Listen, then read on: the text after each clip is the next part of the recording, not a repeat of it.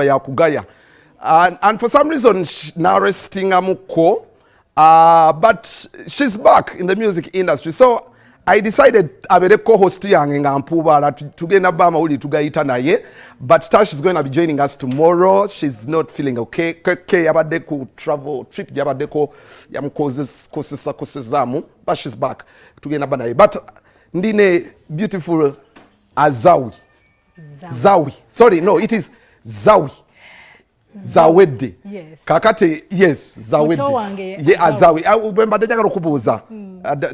Okay, so kubuuze ku bantu. Njabi kubuuza kasa woli. So isenyo kubera ku BBS Telefine. After a long time. Yes. Tewangambye nalize nange ngandi. Nga oyambade agabada. Nagambi na yitu. Na ero nyumye. Ate chensingo kwagala. You don't grow old as if you want to. Munywachi. Kisa kya mukama just Katonda yatukuma. How are you, Zawedde? I'm fine, thank you, Sebo. How are you? Jendi.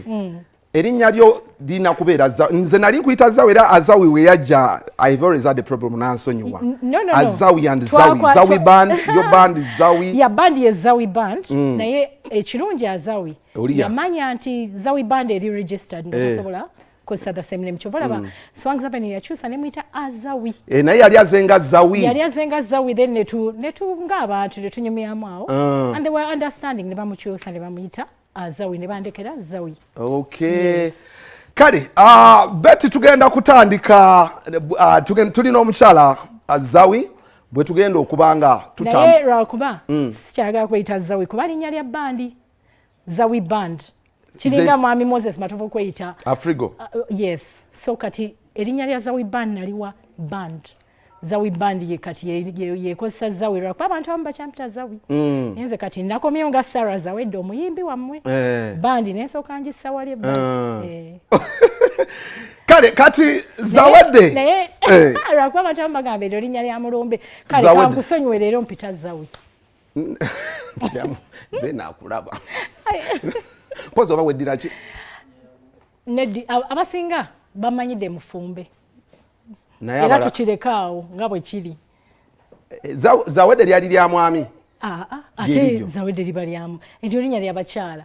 Zawedde lyali linnya lya senga bali bulamu senga wange. Kati omwami yali ani? Omwami ani? Mwami wo. Sinaba kweyita linnya lya mwami. Tanampasa. Naye nga ate bitambula bulungi. Okay, tulina Zawedde. Now on Friday we had a show with Nwagi, and one thing I know about that lady, she speaks her mind. Yes. Ari open mind. How do you find her ngomchala? Mwagala ng'omuntu because teyerumantama. Teyerumantana chala checho. Ate yatuyigiriza. Buli mwali mutulinyirira nnyo. Abantu nga balinyirira nnyo abayimbi ne kati Winnie tomunyirira. Tomunyigira mutoke. Era singa nayisobola okweraga Winnie singa neesimbye naye nze ndi mukaka munyo. Muli eyo muwaga. Gena maaso. Nedda muleka abeere kikyali. That's her. So she said on the interview you had on Friday naye nagamba nti which has got people actually concerned. I don't know if it should be a big deal. Omwami yamulekera omwana n'abonaabona n'abaana be era yakombye ku pass. N'obukamba obungi omwami bwogenda atokwata ku baana nsijja bakulagira tumwana yagana omwanjira ne kitaawe tayagala basembere kitaawe. Many people have reacted to inabakasuku embozi tugenda gira papa kasuku have come out to so many people but you specifically. Kalenze, one thing I know is NNC nze nga nze tenemazamu tumuleke omanyi buli muntu kunsaba ne time ye ey'obusungu Nwagi bamuleke amale y'obusungu bwe.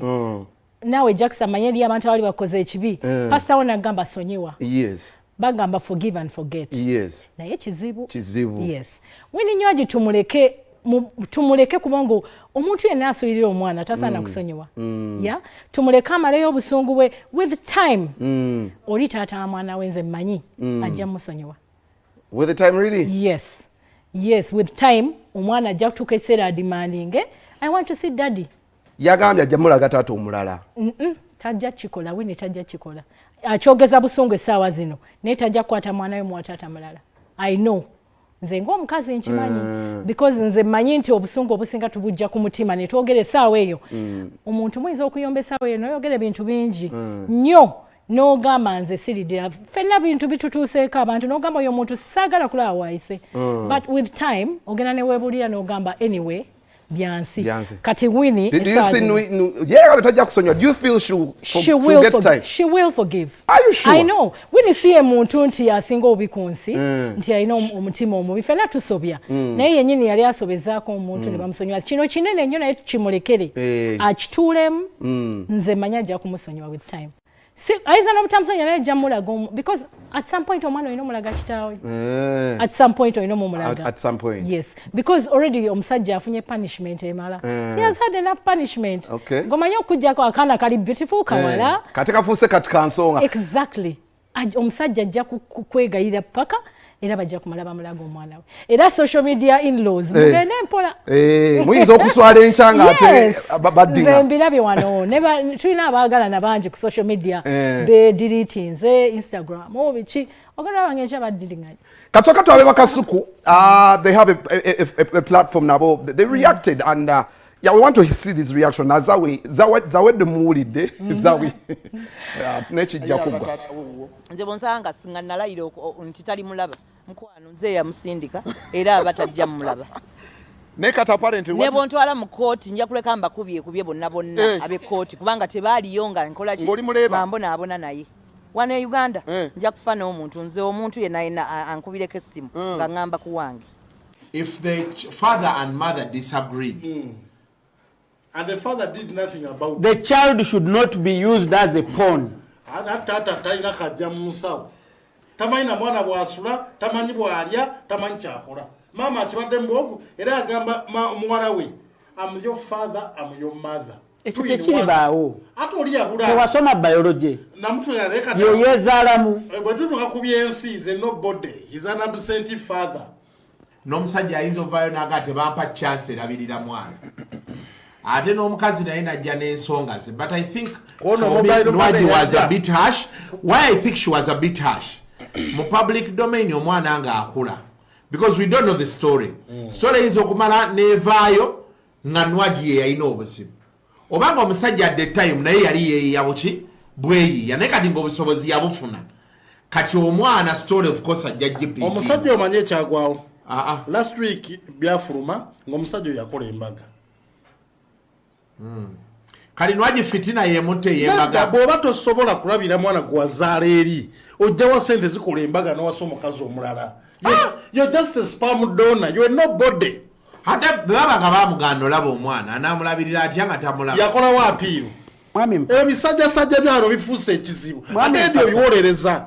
Abaganda bagamba tosala gwa kawala nga tonnawulira gwa kalenzi. Akalenzi tekalina we kajja kuva kaasirika emyaka gyonna. Ekyokubiri abantu abali eyo abalina endowooza nga eya Jenkins n'eya Winnie Nwagi mutuyambeyo ekintu kimu. Please bwe mbanga abaana bammwe mubaagala nnyo as you allege, don't discuss your biological private matters in public. Trust me, it will come back to haunt you one time. Wesigalizeemu kokko obuntu. Bashing a man who has ever seen you naked and you have a kid in the camera is stupidity. But have you noticed that in Kampala today, it has become rampant for men to produce and abandon children all over the place? That's why the increase of single mothers is on the rise. Can you share the source of your research? It is even in your family. I'm sure you have a fatherless kid. No, we don't. Every family today. Not the same.